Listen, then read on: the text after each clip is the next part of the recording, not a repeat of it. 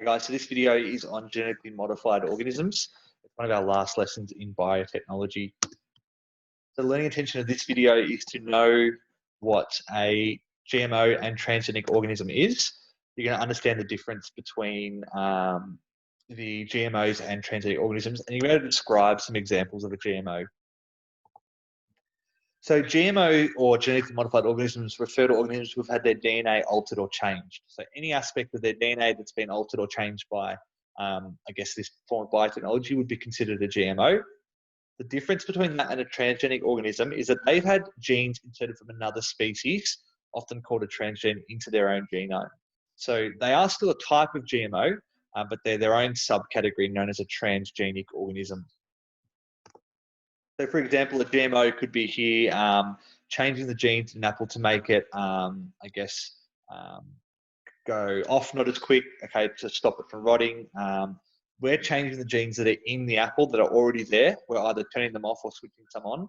So that would be an example of a GMO. So it's all contained within the one species. We're just altering their genes. An example of a transgenic organism are glowfish. This is where we've got a gene from these bioluminescent jellyfish. We've placed them into some tropical fish that looks like they're guppies. And the end result is we actually get these fish that actually glow in the dark. So here, this would be an example of a transgenic organism because we've got two different species genes being combined together to form the transgenic organism. So that's a little bit of a difference between GMO and transgenic. So the way we make these GMOs in a plant, for example, or a transgenic one, is we would actually use some of the technology we've learned about already and the use of recombinant DNA. So here you can see we've got a plasmid. We've inserted a particular gene that we want. In this instance, let's say it's a gene that makes it grow faster. We then place that back into another bacteria, and that bacteria is then placed inside the plant cells. And that then takes up the gene, and we can see that this plant now we then grow in a culture, and it will start to express the gene that we've inserted. So this, as I said, could be a gene to help it grow faster. It could be a gene to help it resist certain pests. But obviously this is a transgenic plant because we've got two different species DNA being combined together to make a genetically modified organism. In an animal, the process is a little bit different. So let's say we wanted to introduce a human gene into a cow or a goat. We would obviously get the human gene, we'd take an egg from a donor and we would combine them together in a lab. And you end up then with an egg that contains this human gene. We then put that egg inside of a host. So we plant it back in, say, a surrogate mother. And then that surrogate gives birth to an organism that has both the normal goat genome as well as that human gene. So we might do this, for example, to produce a particular protein that a human might need as a medicine. We might do it to try and increase a certain yield of a certain product. But again, the process here is a transgenic animal because we've got genes from two different species being combined into the one host in this instance. So some of the reasons why we use GMOs and transgenesis is for things like extending shelf life, to help pesticide resistance, biofactories. In other words, we're making a large quantity of something that we might need biologically.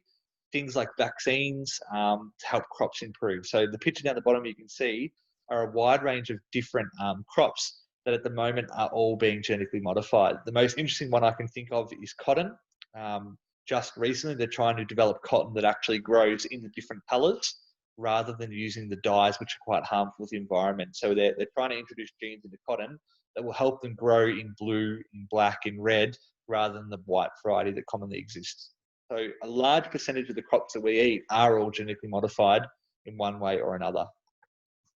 So here, for example, increasing crop production, you can see we've got genes that have been inserted into these tomatoes to avoid them from rotting, and it helps them grow a little bit faster. So you can see in the non-GMO variety, after the same period of time, the rotting and the size obviously is very, very different to the use of the GMO tomato plants.